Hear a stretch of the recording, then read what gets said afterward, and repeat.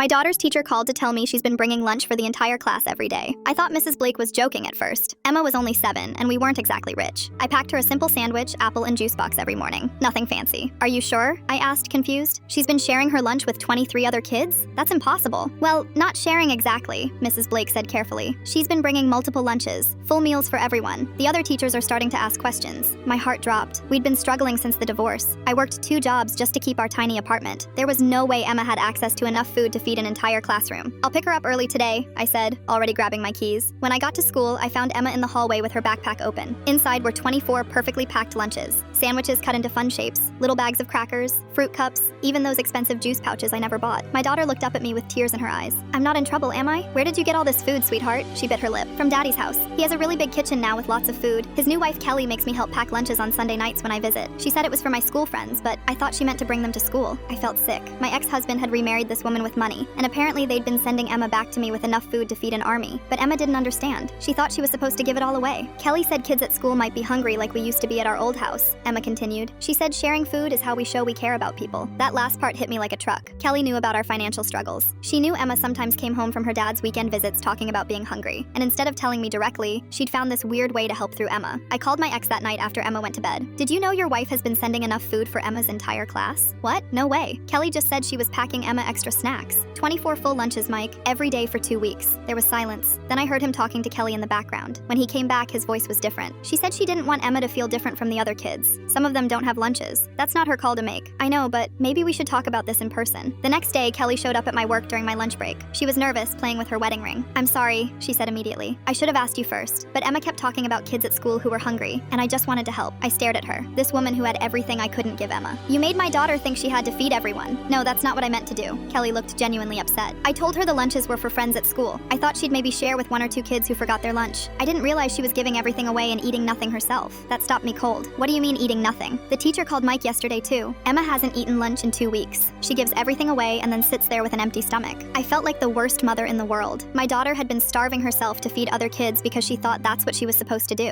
When I picked Emma up that day, I knelt down to her level. Baby, you know you're supposed to eat your own lunch, right? She nodded. But some kids don't have any food. And Kelly said sharing is caring. Kelly's right about sharing, but you have to eat too. You can't take care of other people if you don't take care of yourself first. Emma thought about this seriously. So I can share some of my lunch, but not all of it? Exactly. That weekend, Mike, Kelly, Emma, and I all sat down together. It was awkward as hell, but we figured out a plan. Kelly would pack Emma a normal lunch plus a few extra items to share with kids who needed it. And if there were kids who consistently didn't have lunch, we'd talk to the school about it properly. 6 months later, Emma started a lunch buddy program at school where kids could anonymously request help if they forgot their lunch or couldn't afford one. Kelly helped organize it, and even I contributed when I could.